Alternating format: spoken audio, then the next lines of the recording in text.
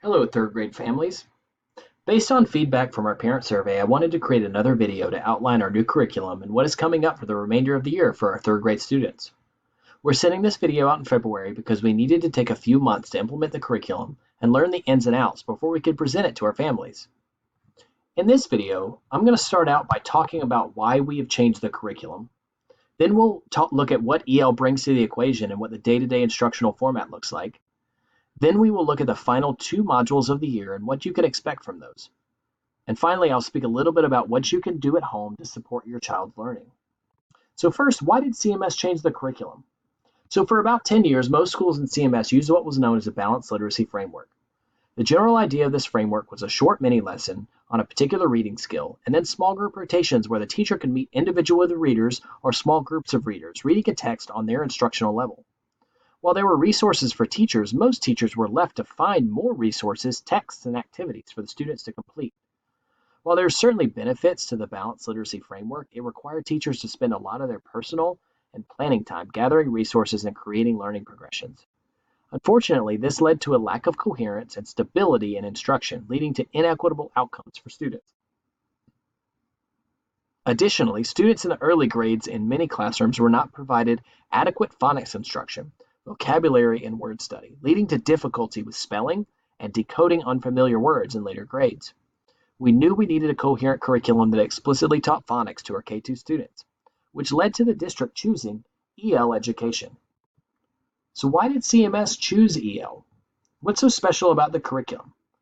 Well, in my opinion, EL brings these important components to learning that were missing under the balanced literacy framework.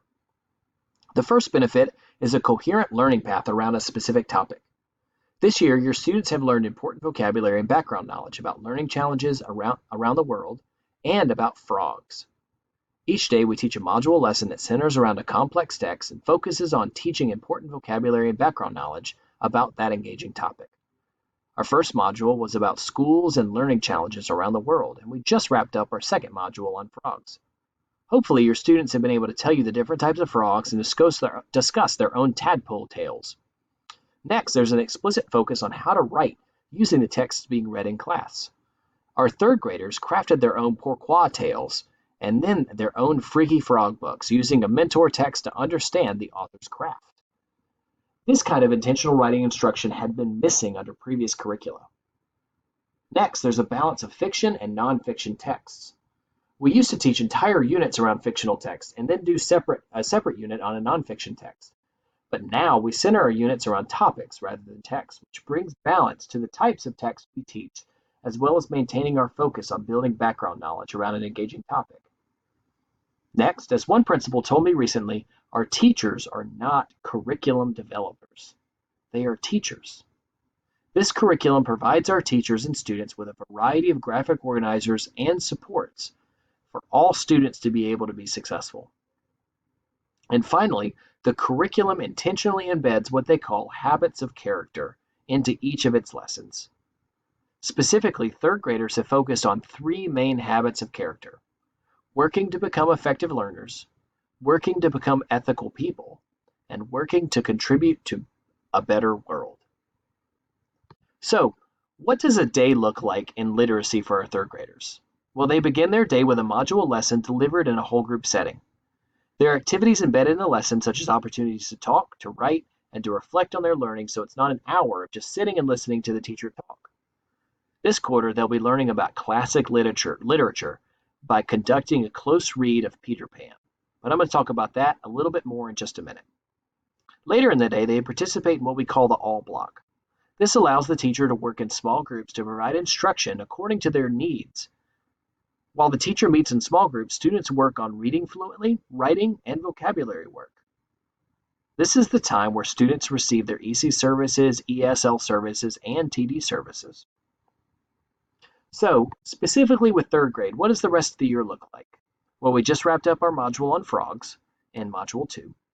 And now in Module 3, students are reading Peter Pan, noting how an author uses dialogue and description to paint an accurate picture for readers, and for our students to develop a taste for literary classics.